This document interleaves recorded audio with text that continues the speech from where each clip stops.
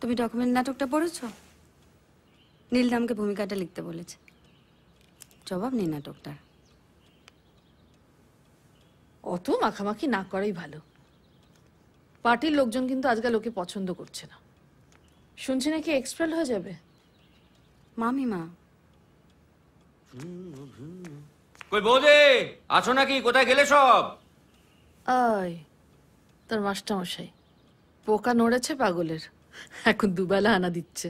বৌদি, হ্যাঁ ভেতরে এসো বাবা। কই আমার দাস ক্যাপিটাল কই? একটু চা খাবো। সত্যি একটা লক্ষ্মীমন্ত মেয়ে এনেছেন বটে বাড়িতে। তোমরা বসো।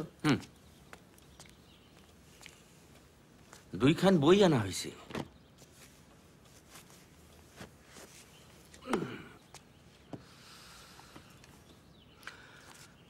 আমার প্রতিবাদের ভাষা, আমার প্রতিশোধের আগুন, দ্বিগুণ জলে যেন।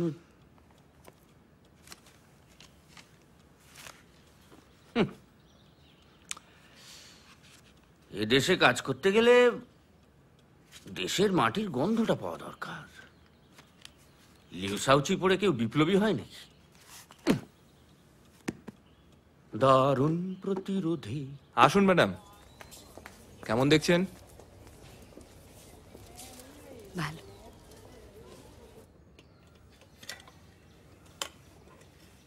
আজ বেশ খুশি খুশি লাগছে। সকাল সকাল পুলিশ এসে মাতাল বলে খিস্তি করে গেল কিনা। রমেনদাকে বলেছে ওরা কাছেই থাকে, আসবে। আর তো কটা দিন, তাড়াতাড়ি সুস্থ হয়ে এবার কাজকর্ম শুরু করতে হবে। বেশি রাত করো না, রাস্তাঘাটের অবস্থা কিন্তু ভালো নয়। পার্টি যখন আন্ডারগ্রাউন্ড ছিল ধরা পড়ে জেল খেটেছি। তুমি বোধহয় ভুলে গেছো। তবু তখন ভালো ছিলে, আবার আমাকে বিয়ে করে আরেকটা জেলে।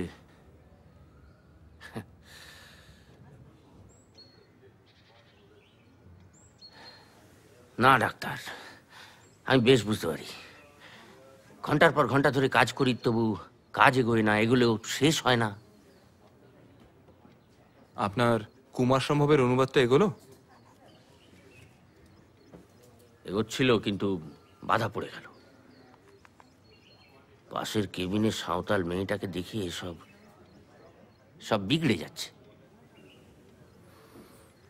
ফুলবনি, কি হয়েছে ওর? কথা বলা বন্ধ করে দিয়েছে। Got raped by some army personnel in jungle. ওর শরীরে সিধু কানুর রক্ত বইছে ডাক্তার, খুব সাবধান।